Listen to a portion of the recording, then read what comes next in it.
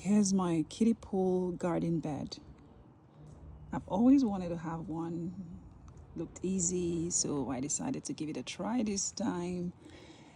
The major reason is because I have just two raised beds and I needed much more space to plant some more vegetables and herbs. So I thought this was an easy way to put something together and just grow some food. So as you can see, all I had to do was get the kiddie pool at my local Walmart, bore some holes underneath, fill it with some good soil and compost, and voila, planted my seeds and I was good to go. And as you can see, I put it on an elevated surface to help with drainage, so I can have some air underneath and support drainage.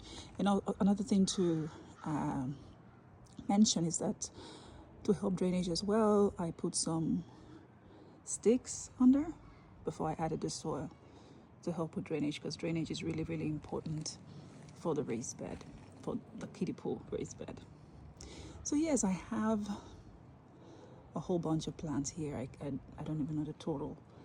I had a couple of lettuce growing on this side. If you can see, I've harvested a few. Here are some peppers, serrano peppers, and this is a variety. It's called a quick fire. It's a dwarf chili pepper. Got it from Canadian Tire. And I have some leafy greens like a spinach, pak choy. There's some beets growing there. There's some spinach as well. So I just have a lot of stuff growing there. This kiddie pool garden, it's just like a playground for me to grow leafy greens, some root vegetables like the beets and radishes. And you can see lots of peppers as well. I have about 1, 2, 3, 4, 5, 6 peppers growing here. This is a habanero pepper. Yeah, and I think it's doing pretty well. There's some parsley, got some herbs there. Parsley, some basil. Here, there's the radishes. And the peppers there, these are serrano peppers, doing good. Yeah, two. I had one habanero growing there, but I had to take it out because it seemed to be stunted.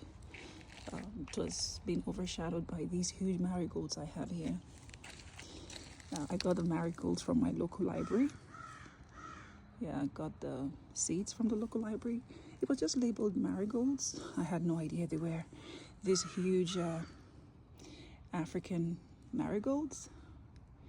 And they grow to be quite tall, so I had no idea when I planted them. So they seemed to choke that one a bit, and I had to move it to the other raised bed, and it's picking up already. So with these huge marigolds, they are good companions for peppers, as long as they are not too crowded.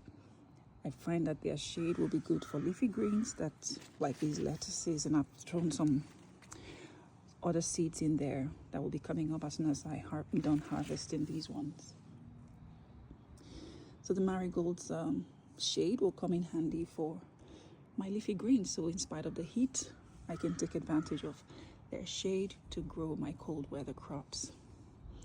So anytime I come out, I like looking at these beds because it's really cool for me.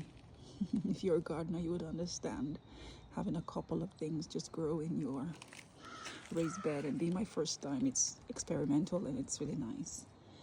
So this is a cheap and easy way for you to grow some food in your backyard if you don't have enough space and you don't want to spend too much putting a raised bed together. This is your cue to go get one and grow some food. There's lettuce here, there's radish, there's herbs, there's flowers, peppers, you name it. You can grow anything you want. The choice is yours. So I would encourage you to do the same. And who knows, maybe next year I'll add one more to my raised bed. So I'm waiting to see. I'll do an update for when these huge marigolds start flowering. They're gonna look beautiful and they will still serve purpose of being great companion plants as well as shade for my cold weather leafy greens. So thank you for watching. I hope you've enjoyed my little tour of my kiddie pool garden. Bye.